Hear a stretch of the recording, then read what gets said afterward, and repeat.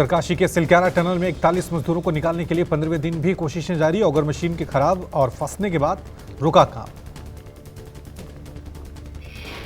Silkyara tunnel के vertical drilling शुरू की गई। ग्राउंड क्लियरेंस मिलने के बाद वर्टिकल ड्रिल का काम शुरू हुआ। पहले 6 इंच की टेस्टिंग होल की गई। उत्तरकाशी में मजदूरों को निकालने के लिए भारतीय सेना ने मोर्चा संभाला। मजदूरों को बचाने के लिए भारतीय सेना करेगी मैनुअल ड्रिलिंग। ड्रिलिंग के काम में दिक्कतें आने के बाद अब सेना के जवान मैनुअल ड्रिलिंग करेंगे। मैनुअल ड्रिलिंग के लिए स्थानीय लोगों की मदद भी ली जाएगी। ऑगर मशीन को निकालने के लिए हैदराबाद से प्लाज्मा कटर मंगाया गया था। प्लाज्मा कटर की मदद से ऑगर मशीन को निकालने में 10 घंटे लगेंगे। सीएम धामी ने रेस्क्यू ऑपरेशन का अपडेट दिया। बताया कि तेजी से कटाई चल रही है। 14 मीटर और कटना बाकी है। सीएम धामी ने कहा कि मशीन को काटकर बाहर लाना है। ऐसा लगता है कि यह जल्द ही पूरा हो जाएगा। उसके बाद मैनुअल ड्रिलिंग शुरू हो जाएगी। डिजास्टर मैनेजमेंट के अधिकारी के मुताबिक मलबे में 62 मीटर तक जाने की कोशिश की जा रही है, लेकिन मशीन 47 मीटर के बाद रुक गई है। उत्तराखंड के लिए मौसम विभाग ने येलो अलर्ट जारी किया। सोमवार को उत्तराखंड में भारी बारिश के साथ बर्फबारी की संभावना है। सुरंग के अंदर जहां बचाव दल के लोग काम कर रहे हैं, वहां प्रोटेक्शन अम्ब्रेला की तैयारी चल रही है। फंसे हुए श्रमिकों को अपने परिवार के सदस्यों से बात करने के लिए एक लैंडलाइन सुविधा स्थापित की गई है। 5 राज्यों में चुनाव को लेकर शिवसेना नेता संजय राउत ने भविष्यवाणी की। कहा 4 राज्यों में जीतेगी कांग्रेस, मोदी का नहीं चलेगा जादू। संजय राउत ने कहा मिजोरम की लड़ाई स्थानीय लोगों की है। वहां बीजेपी हारेगी, कांग्रेस वहां अच्छी स्थिति में है। कांग्रेस के पीछे जनता है।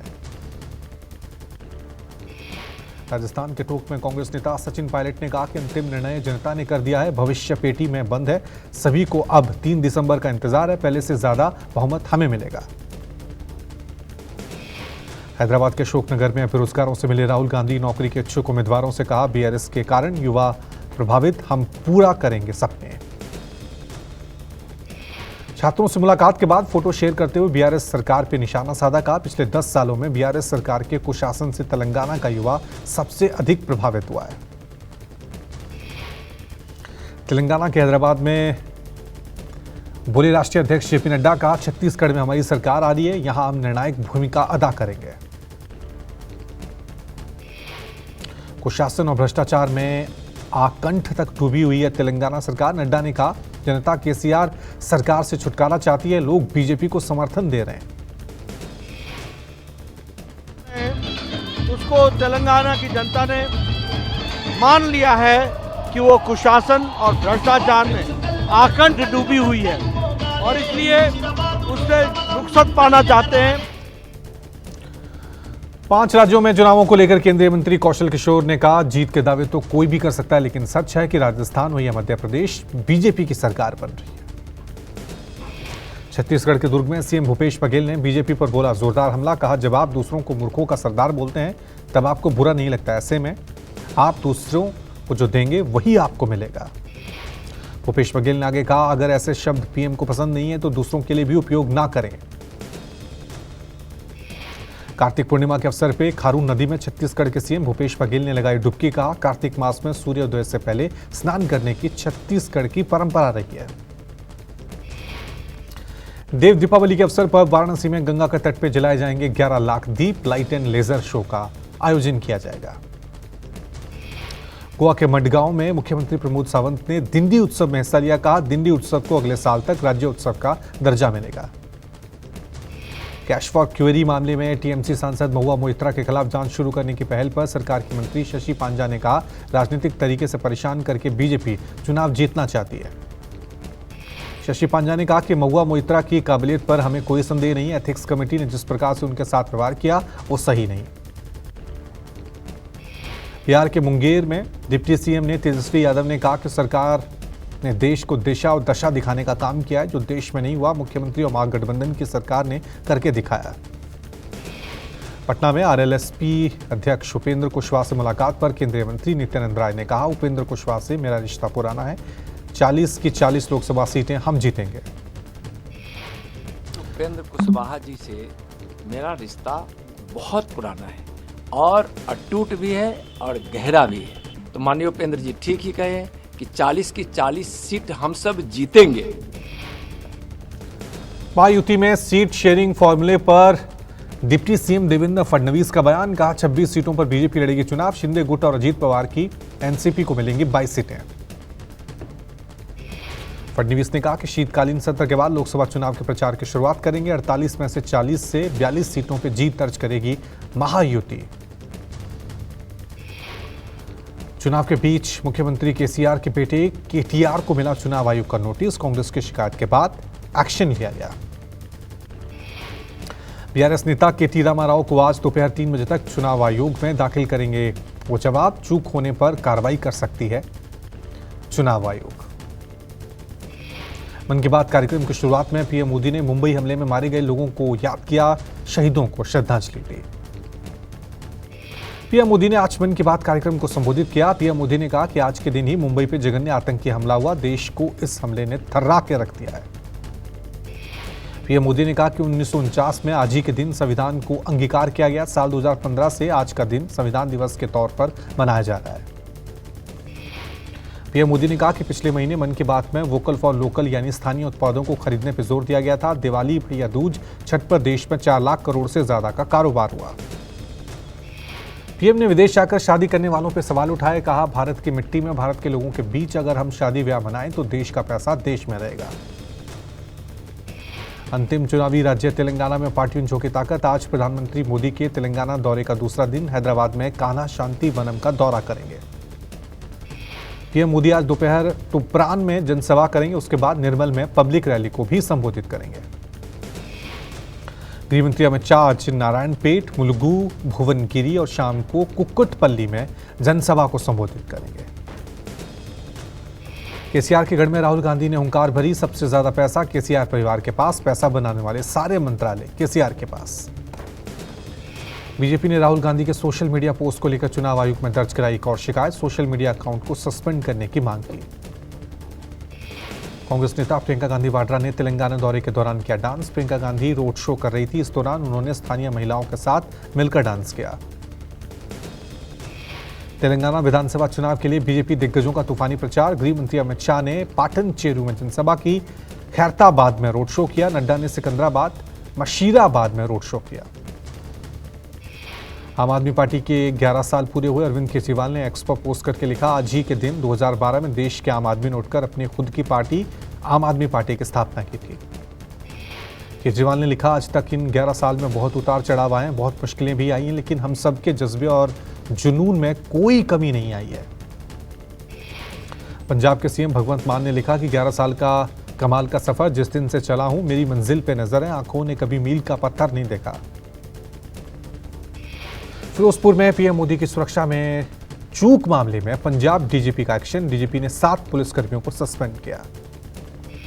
एसपी के बाद 2 डीएसपी, 3 इंस्पेक्टर, एएसआई निलंबित। केंद्र सरकार ने 2022 में पंजाब सरकार को लेटर लिखकर दोषी अधिकारियों के खिलाफ कार्रवाई करने को कहा था। जनवरी 2022 में विधानसभा चुनाव से ठीक पहले पंजाब में प्रधानमंत्री मोदी की सुरक्षा में बड़ी चूक हुई थी। असुरक्षित क्षेत्र तलवंडी भाई फिरोजपुर हाईवे पर बने फ्लाईओवर पर पीएम का काफिला 20 मिनट तक रुका रहा था। 26/11 मुंबई आतंकवादी हमले की 15वीं बरसी आज, शहीदों को दी गई श्रद्धांजलि। CM Shinde, deputy CM Devendra Fadnavis ने बलिदान देने वाले वीरों को श्रद्धांजलि दी। केंद्रीय रक्षा मंत्री राजनाथ सिंह ने 26/11 मुंबई आतंकवादी हमले की 15वीं बरसी पर श्रद्धांजलि दी। आतंकी हमले के दौरान जान गंवाने वाले पुलिसकर्मियों के परिवार को श्रद्धांजलि दें। महाराष्ट्र के राज्यपाल रमेश बैस ने शहीद स्मारक पर श्रद्धांजलि दी। 26/11 आतंकवादी हमले की 15वीं बरसी पर वीरों को पुष्पांजलि अर्पित की। 2008 में 10 आतंकियों ने मुंबई के ताज होटल और कई जगहों पर हमला किया था। 4 दिन तक चले हमलों में 160 से अधिक लोग मारे गए थे। संविधान दिवस के मौके पर सुप्रीम कोर्ट में बाबा साहेब की मूर्ति का अनावरण करेगी राष्ट्रपति द्रौपदी मुर्मू। एक अन्य कार्यक्रम में उपराष्ट्रपति भी संबोधित करेंगे।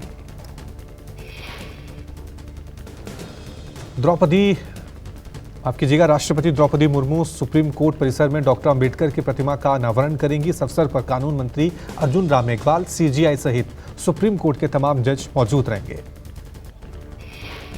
जेडीयू ने खेला दलित कार्ड, संविधान दिवस पर भीम संसद में सीएम नीतीश देंगे जवाब। पटना के वेटनरी मैदान में आज भीम संसद रैली का जेडीयू कर रही आयोजन। जेडीयू की ओर से लोकसभा चुनाव पहले दलित वोट बैंक को एकजुट करने की कवायद के तौर पे देखा जा रहा है।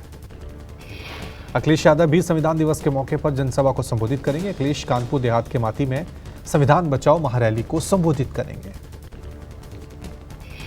राष्ट्रपति द्रौपदी मुर्मू आज से 2 दिन के ओडिशा दौरे पर हैं। 27 नवंबर को पारादीप बंदरगाह प्राधिकरण द्वारा आयोजित बोईता वंदना समारोह में शिरकत करेंगे।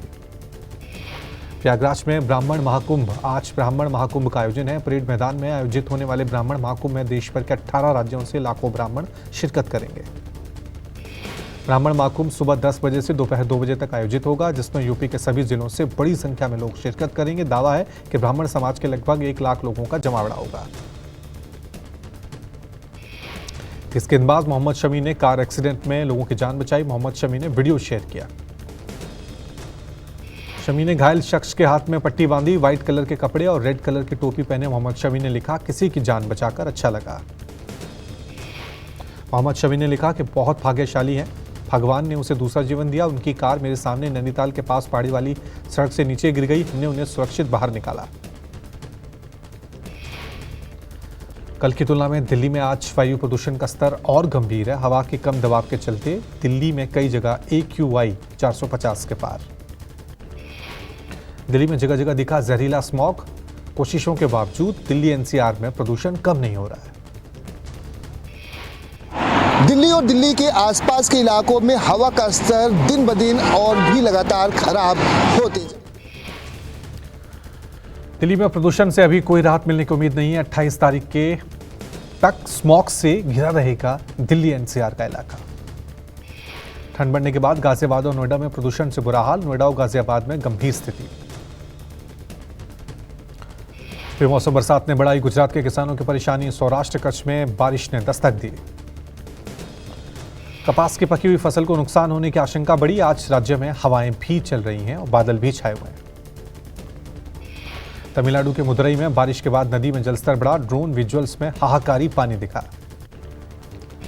नवी मुंबई के कुछ हिस्सों में आज सुबह बारिश हुई। घनसोली से आई तस्वीरों में वॉक पर निकला ग्रुप भीगता दिखा।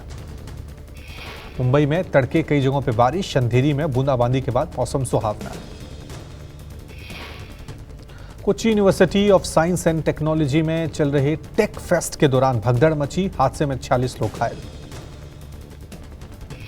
ये दुर्घटना परिसर के ओपन एयर ऑडिटोरियम में आयोजित संगीत समारोह के दौरान हुई। मरने वालों में 2 लड़कियां शामिल। इस बीच CM P विजयन ने घटना पर शोक व्यक्त किया। साथ ही उन्होंने उत्तरी जिले में चल रहे नव केरल सरदास कार्यक्रम के संबंध में निर्धारित सभी